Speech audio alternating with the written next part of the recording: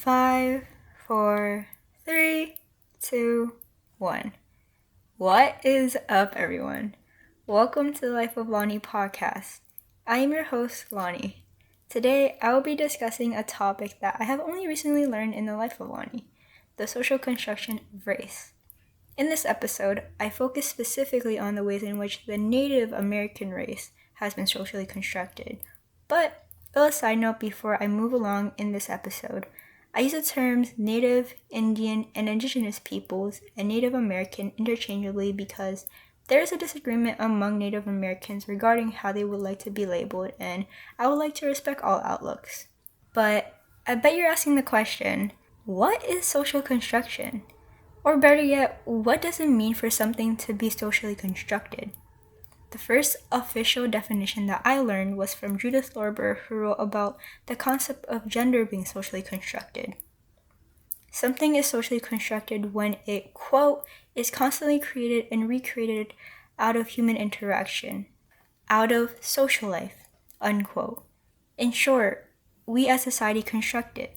To that end, I must also point out that the definition of this thing or concept of discussion is not static and or fixed, but rather constantly shifting over time. Practically, everything is socially constructed, such as the concepts of gender and family. But again, I discuss the concept of race. Many usually believe that one's skin color defines race, but as author Mariko Ushi compared herself to her brother, who share the same races, she said her overall looks were different. That be her facial features, hair, or even body structure, not just skin color. She also believed that her two names, Mariko and Emily, could play a role. With that, it is important to remember, race is something we created. It is not something we can trace with objectivity. To that end, all races are socially constructed, including the Native American race. But why, you might ask? From the first time European colonists set foot on the shores of America, you may all know that they have sought to control the land and resources that belong to the first tribes. One aspect of control was defining and redefining what it meant to be Indian. As a result, the concept of race has been changed and manipulated to further the dominant white society's goals. To acquire more land, prevent groups from becoming citizens, maintain the white race, which was the first socially constructed race, and more. Thus, the definition of what it means to be Indian are not static, aka they are socially constructed because the government is constantly recreating them to fit the aims of the white dominant society. For example, in 1978, in a congressional survey, it was found that there were about 33 separate definitions of Indians in various federal legislation. Yes, 33, double digit. One component I would like to focus on that plays a massive role in these definitions is that they specified a particular blood quantum level, which is simply the amount of Indian blood a person has. Before the arrival of Europeans, indigenous tribes did not use blood quantum. It wasn't a thing. Instead, they used lineal descent and defined native identity through social, cultural, and territorial definitions. Colonialization caused a shift to legal and race-based definitions. It caused the Native American race to be socially constructed. The government first created the notion of blood quantum to track racial ancestry and define legal rights, defining people as inferior members of society based on their origins. It hoped that it would eliminate Native peoples down the road where intermarriage would quote-unquote dilute the amount of Indian blood in the population. It also hoped to achieve one of its goals, to acquire more land. Throughout the allotment period, the federal government used blood quantum during the Dawes Act to divide communal tribal lands into individual ones. These individual parcels were given to families with the proper blood quantum levels. However, limiting the ability to obtain land left 90 million acres being taken from Native Americans and placed into the hands of white people. A lot of you might be thinking, this is messed up. Let me tell you, it is. But I know that some believe that these are just pieces of land. Just give it back.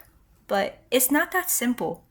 When these millions of acres were taken from Native Americans, it also represents 90 million of acres of lost community wealth, intergenerational wealth. And the only way to understand this is through an intersectional lens. This stems from the framework of intersectionality which Kimberly Crenshaw coined, where one looks through a frame that allows us to see the identity/life components overlapping in the situation to understand the different experiences impacted by systems of power. So, for example, as organizer and writer Linda Burham stated, Black women's experiences as women are indivisible with their experiences as African Americans, whereby you cannot neglect one or the other if you want to understand their experiences fully. Likewise, you cannot examine the Indian race while failing to understand its overlaps with class and gender critically. Even before this act was passed, Native Americans were not wealthy compared to other races because everything was curated to white people. But because the Native American race was curated alongside blood quantum, whatever wealth the population did have was taken from them and still has impact on the community today, whereby there is data from the 2018 U.S. Census. Native Americans have the highest poverty rate among all minority groups. But not stopping there, I must tie in gender. Again, according to the 2018 U.S. Census, more women than men live in poverty.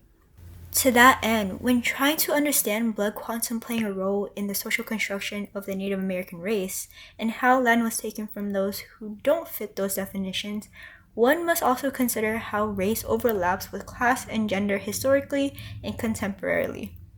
Staying on the topic of blood quantum for a little more, I will discuss its relation to what a federally recognized tribe is. According to the Milwaukee Public Museum, federally recognized tribes can have their land protected by the federal government from being purchased or taken by non-Indians. In addition, they have the right to exist as a sovereign entity whereby they are independent from other political power. On top of that, tribes that are federally recognized also receive support and benefits from the government. To that end, during the treaty period, a handful of federal officials used blood quantum to decide who is entitled to be federally recognized, and as of right now, there are 547 federally recognized tribes. Expanding on the support and benefits federally recognized tribes receive, I would like to debunk the conception of Native Americans receiving government checks each month just because they're Native American. This is not at all true. There is temporary assistance for needy families, the Indian Health Service, and the Bureau of Indian Education, to name a few. However, it is essential to know that federal treaty obligations are often unmet and almost always underfunded, and many Native Americans struggle. For example, going back to how more women, especially if they are Native, are in poverty than men. Single mothers who need financial assistance face barriers in receiving said benefits.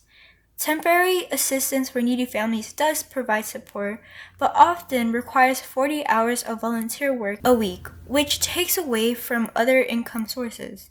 On top of that, the Indian Health Service does provide support, but there is little support for Indigenous women who experience sexual violence. So, there are benefits, but the government does not live up to what they say they do for the Native community most of the time. To circle back to the overarching theme, the Indian race is socially constructed, which means it's not static. To that end, I want to bring to your attention that blood quantum was not and is not the only determining factor of who is Indian, which plays a role into which tribe is federally recognized. For example, some required minimum blood quantum, usually 1/4, but others required reservation residency, ownership of some land in trust, or tribal recognition. Others didn't define Indian identity, so it was up to the courts to decide. So, in short, there were many ways to define who is Indian and who would be federally recognized. As stated previously, there are almost 600 federally recognized tribes, but there are also more than 200 that are not, and courts having the ability to create different definitions of the Native American race is a huge factor. For example, among the 200 non-federally recognized tribes, the Duwamish is one. They have faced and are still facing the battle of courts, creating and recreating the definition of Indian identity. They were recognized in 1971 by Congress and acknowledged by the Clinton administration in 2001, but the decision was reversed in 2002 by the Bush administration. In short, they are in an ongoing fight for recognition here in Seattle. This is because the government says that there is a lack of quote-unquote distinct American Indian community. The government is stating that they cannot prove that they were here on this land, but this is because it was taken from them by said government who is still keeping it. I brought this example to today's episode because I personally reside on Duwamish lands, also known as Seattle, and just knowing that I am able to do so because of the social construction of the Native American race is something I'm trying to wrap my head around, and let alone the concept of social construction. To that end, I am still learning about these topics, and I will never stop learning about them, but I wanted to share what I already know. So, thank you for popping into my life, the life of Lani, even if it was only for a couple minutes, and listening to what I have recently learned.